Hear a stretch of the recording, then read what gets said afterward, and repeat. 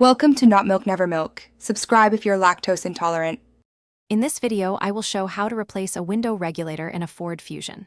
First, ensure you have a trim removal tool, a socket set, and a new window regulator. Begin by disconnecting the negative terminal of your vehicle's battery for safety.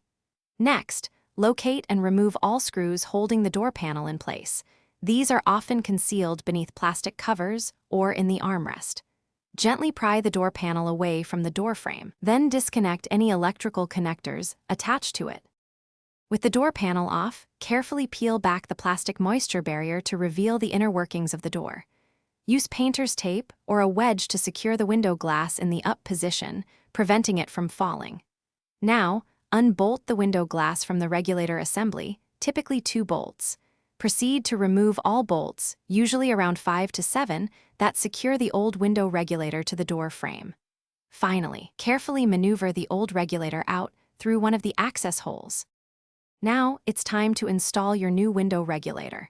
Carefully insert the new assembly into the door cavity, aligning it with the mounting holes.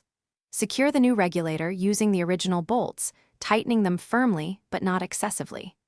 Reattach the window glass to the new regulator's clips or bolts, ensuring it is seated correctly. Double-check that all connections are tight and properly aligned before proceeding to the next step.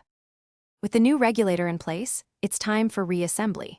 Reconnect all electrical connectors to the door panel, ensuring each one clicks securely into place. Carefully align the door panel and press it firmly back onto the door frame, making sure all clips engage properly.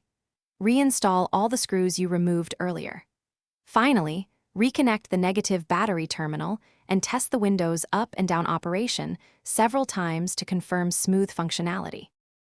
Thanks for watching. If this was helpful, leave a like and consider subscribing. See you next time.